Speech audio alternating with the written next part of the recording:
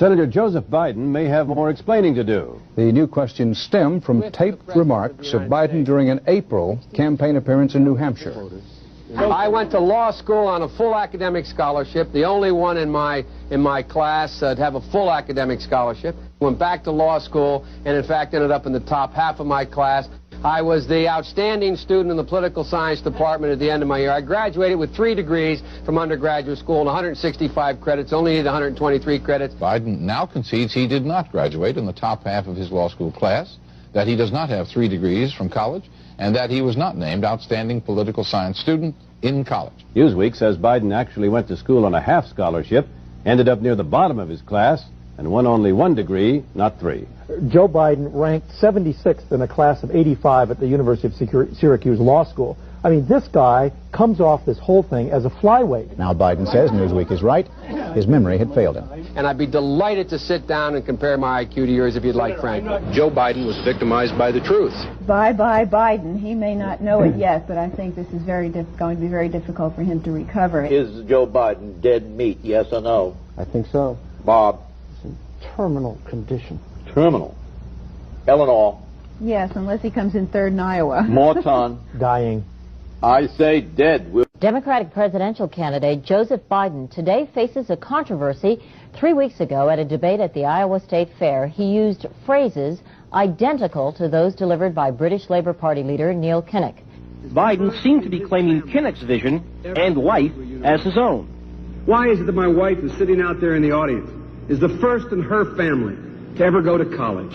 Why is Gladys the first woman in her family in 1,000 generations to be able to get to university? My ancestors who worked in the coal mines in northeast Pennsylvania and come up after 12 hours and play football. 8 hours underground and then come up and play football. It's because they didn't have a platform upon which to stand. There was no platform upon which they could stand. The notion that every thought or notion or idea you'd have to go back and find and attribute to someone, I think is, quite frankly, ludicrous. The problem here is that Senator Biden told his audience he'd just been thinking about these things, and he failed to give any credit at all to his famous British speechwriter. You know, I was thinking on the way over here. Now, that's a little too much, because, as you point out, what's behind the words? What's there? And a lot of people, the rap on Biden has always been that it's just a surface. I should have said, to paraphrase Neil Kinnock, it's the only time I didn't, and all the times I've ever used it.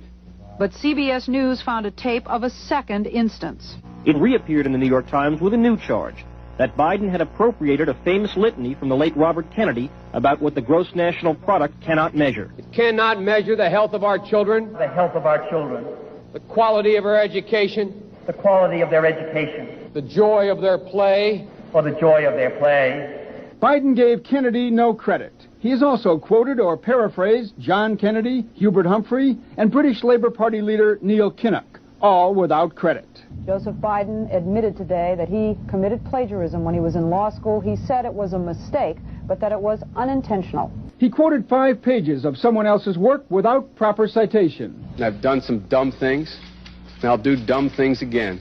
He was given an F. So, ladies and gentlemen, I've been dumb. To the political community in Washington, it all seems of a piece. Plagiarism at law school, plagiarism on the stump. The great communicator. Strike that. The great imitator. You don't steal verbatim, or when you do, as he did 99% of the time, you give credit. Biden's critics say he sells himself as a man whose words and visions can inspire a new generation in politics.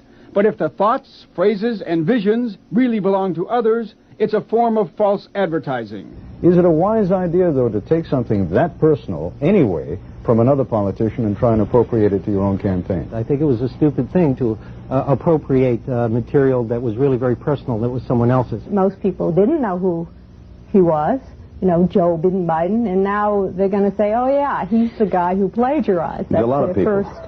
Politically, that's devastating. These clips are devastating. He looks like a Joe Biden wind-up doll with somebody else's words coming out. If they're going to do things that are stupid as well as immoral, then they're probably too dumb to have the job of president. Voters are going to have to decide whether he was dishonest or dumb.